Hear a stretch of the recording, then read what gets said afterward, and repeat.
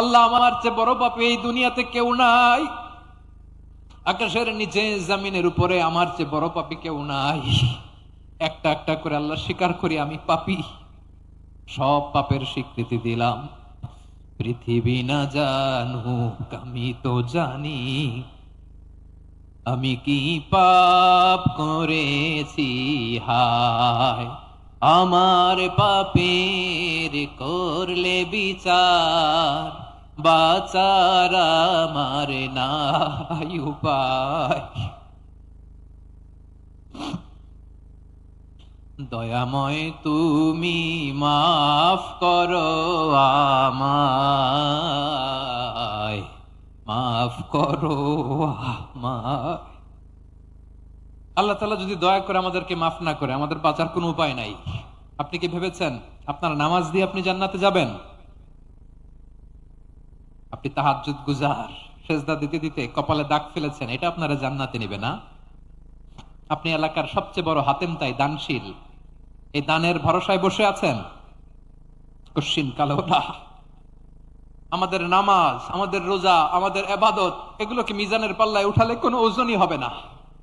তবে আমাদের একটা কৌশল জানা আছে, আমরা আল্লাহর রহমতের ভিখারি।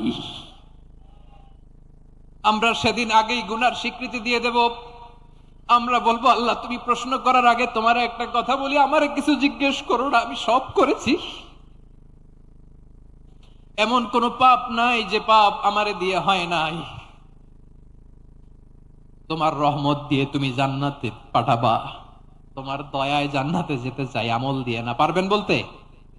কিয়ামতের দিন আমরা বলবো, আল্লাহ আমার আমল দিয়ে জান্নাত চাই না, আমি তোমার দয়া দিয়ে জান্নাত চাই।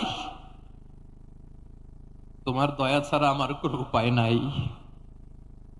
কারণ আল্লাহ যদি বিচার করে, বাঁচার কারো উপায় নাই। আল্লাহ যদি বলে ফেলেন তুই এটা করলি কেন, ওখানে গেলি কেন, কোরআনে 1000 বার নিষেধ করলাম তারপরেও এই পাপে জড়ালি কেন, এরকম প্রশ্ন ছুড়ে দিলে আমার উত্তর আছে?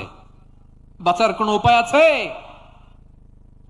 রোজ হাসরে হে আল্লাহ আমার করোনা বিচার, আল্লাহ করোনা বিচার।